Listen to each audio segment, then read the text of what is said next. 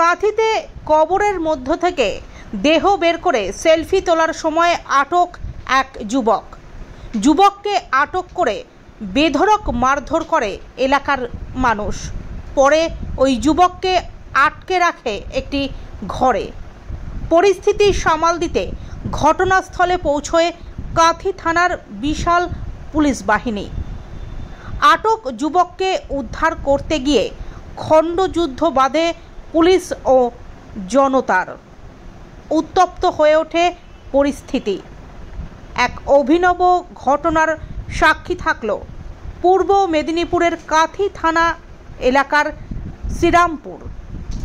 সোমবার এক যুবক কবরের মধ্য থেকে একটি মৃতদেহ বের করে তাকে দাঁড় করিয়ে সেলফি তুলতে থাকে। তখনই এলাকার স্থানীয় মানুষজন ঘটনাটি দেখতে পেয়ে পাকড়াও করে ওই যুবককে।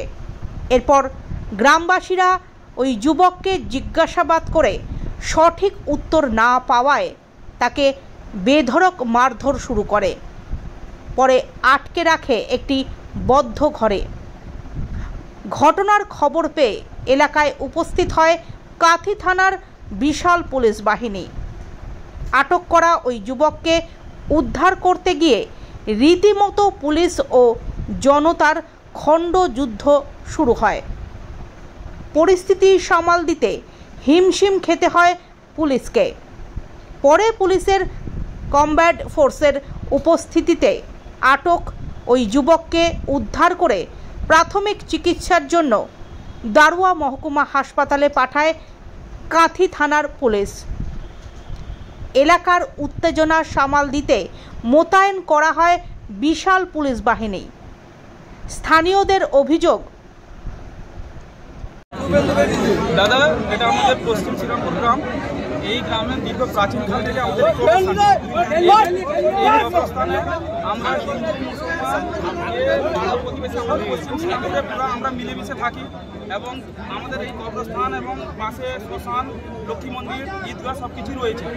কিছুদিন আগে স্যার আমাদের একটা পাশে লক্ষ্মী মন্দির ছিল, ওই লক্ষ্মী মন্দিরের কিছু অংশ জিনিস চুরি হয়ে গেল।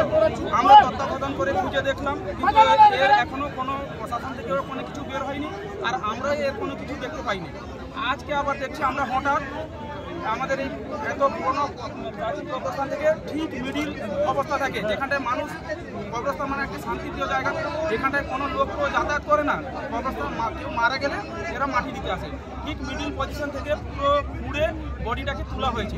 বডিটাকে তুলে ওর একটা বাঁশ দিয়ে ওটাকে ঘিরে, মানে ওই ব্যক্তিটা কি করেছে, এ নিয়ে যাওয়ার উদ্দেশ্য না, কিন্তু এটাকে রেখে দিয়ে পালানো হচ্ছে, যাতে আমরা পরে জানতে পারবো। আমরা যখন দেখতে পারবো একটা লাশ তোলা আছে, তাহলে ভাববো নিশ্চয়ই কোনো হিন্দু ভাই এখান থেকে লাশটাকে তুলেছে, তাহলে আমাদের মধ্যে একটা বিভেদ সৃষ্টি হবে।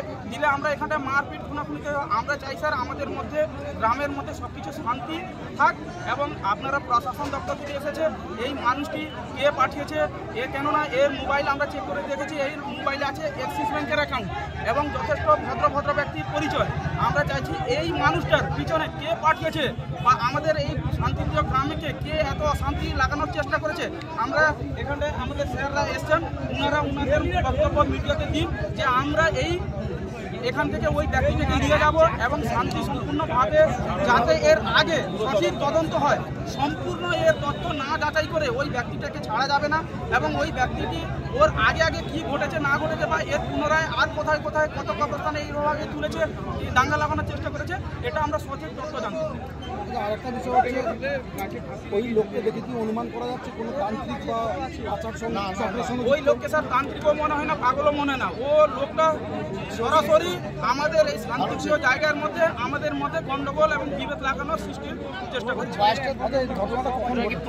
এর ঘটনাটা ঘটেছে স্যার এই 9:30 দিকে, স্যার 9:35-40 দিকে আমাকে ফোনটা গেলে যে গ্রাম থেকে যে এইরকম আমাদের কবরস্থানে একটি মৃতদেহকে তুলেছে, যার মধ্যে একটু মাংস নেই, পুরো হাড়গুলো রয়েছে। তখন আমি একটু বাইরে ছিলাম, ওখান থেকে 15 মিনিট আমার আসতে টাইম লেগে গেছে। আন্তরাজ্য কঙ্কাল পাচার চক্র, আন্তরাজ্য কঙ্কাল পাচার চক্রের সঙ্গে যুক্ত বলে কি মনে করছেন?